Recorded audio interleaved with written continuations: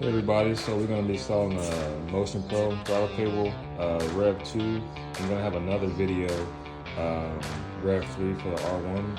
It's in a slightly different position, but yeah, I'll have it up in a few days. So first off, please like and subscribe. I see a lot of people watching videos but not subscribing, not liking, not commenting. Let me know, post something in the comments.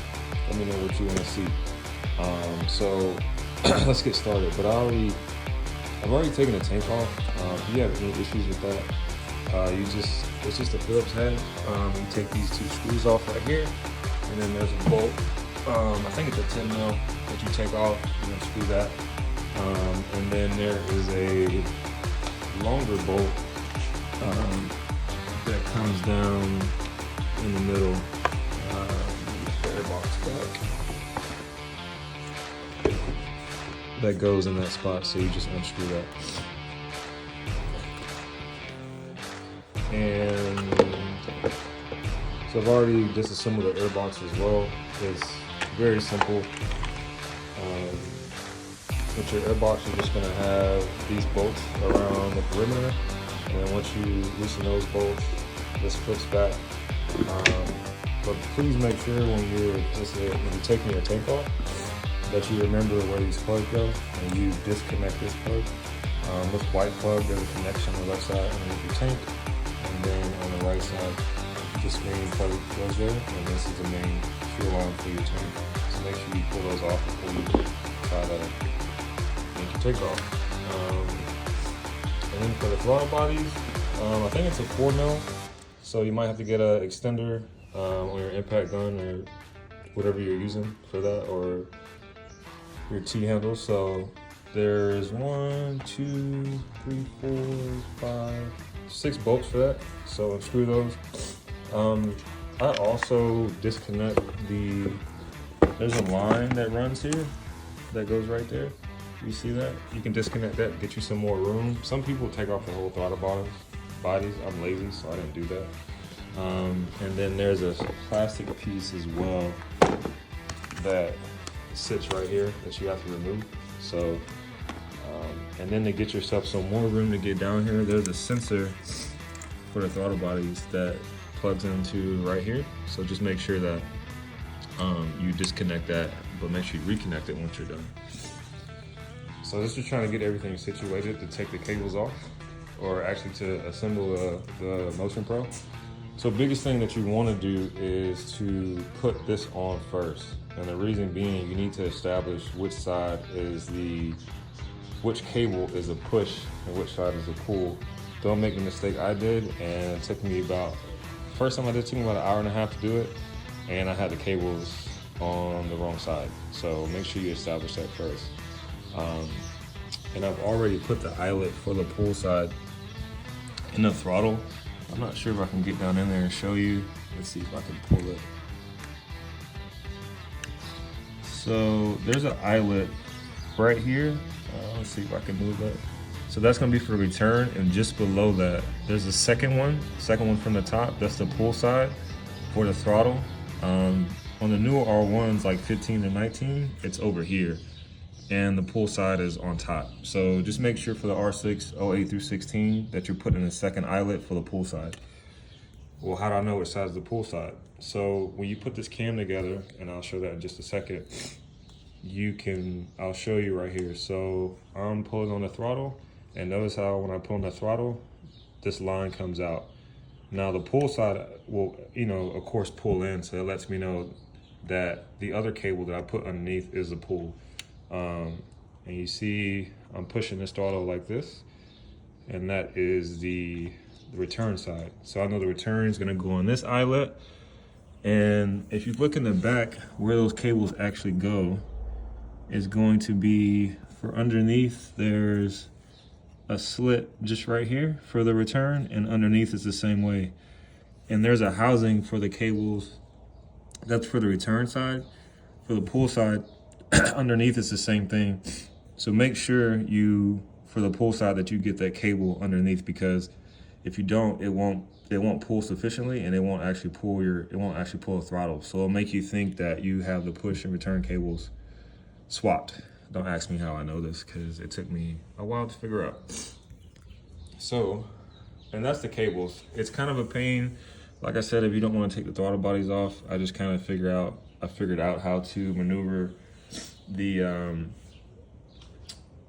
through putting an eyelet in. The biggest thing is you want to get one of these.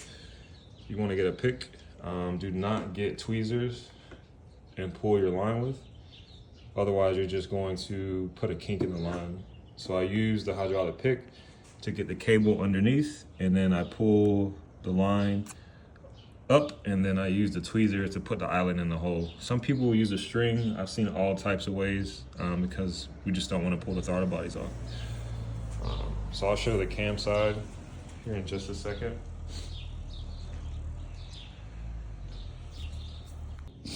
So yeah, it's gonna be a 4mm for the reel as well. Just 2 screws.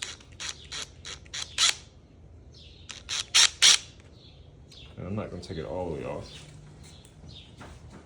but I'll be able to show you.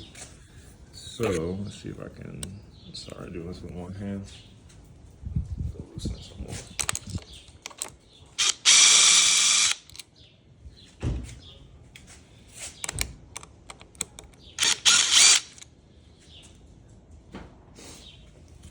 So if you notice, this piece is gonna fit underneath and then that one's gonna go on top. But you see inside right here, you wanna make sure that this casing goes inside of that. If you try to clip this on inside of this, it's not going to fit properly. And so you'll try to tighten it down and it's not gonna actually tighten because it's sitting on top of that rubber piece. And then if you notice these slits, they have little grooves that you'll just fit this into. Now it's not an easy fit. It's gonna actually feel like you're doing it wrong. And so, but you wanna just drop those in a groove. Once you drop those into the groove, you can actually just clamp down like this and fit that in there. Now, as far as the cam or the reel, this is an orange. I think this is Motion Pro's road racing cam. And you can figure it out once you get to the track. Basically, the bigger the diameter, the more aggressive the throttle pull is going to be. So just depending on what type of rider you are, what you like as far as the feeling goes on the throttle. I definitely say for leader bikes, even 600s, that you may want something that's not as aggressive. The road racing cam is a little aggressive, but they have a progressive mode. I think it's some 40 to 70% throttle, 40% to 70% throttle. It's a slow throttle, and then 70% to 100 throttle is full throttle. So smaller diameter, the less aggressive it is. So you can just take a cam, you can just take some to the track. They'll be in different colors, so you can just kind of go through, and they have the sizes. I think it's like 40, 45, 50. But yeah, make sure you do this step first, because then you'll be able to establish what size the pull and return. If you notice, there's 2 eyelets in here for that. And they're gonna run underneath. If you see my finger in there, it's gonna run underneath, come to this side, and then I don't wanna take this off because I'll have to do that over again, but the top side is gonna run to the near side. So you're not gonna crisscross those cables at all. They're just gonna pull to, bottom's gonna go to the far side, and then near side is gonna go to the near eyelet. I might be able actually to show you. Yeah, so see how they just run straight down? It's just gonna go down. And then once you get that, once you establish which side's the pull and return side, you're not good to go, but now you know which side that is, and then you can always do the pull side first because it's underneath. If you try to do this first, the return side is gonna be a pain already, more than it is, I should say, to go underneath. And then that's it. And then you'll know right away once you start pulling on your throttle if you've done it the right way or not. But yeah, like, subscribe, let me know what else you want to see. I'll be posting the R1 here in a few days. I did it already, but I need to go through and disassemble it and show you guys again, because the throttle for the R1 is on the right side.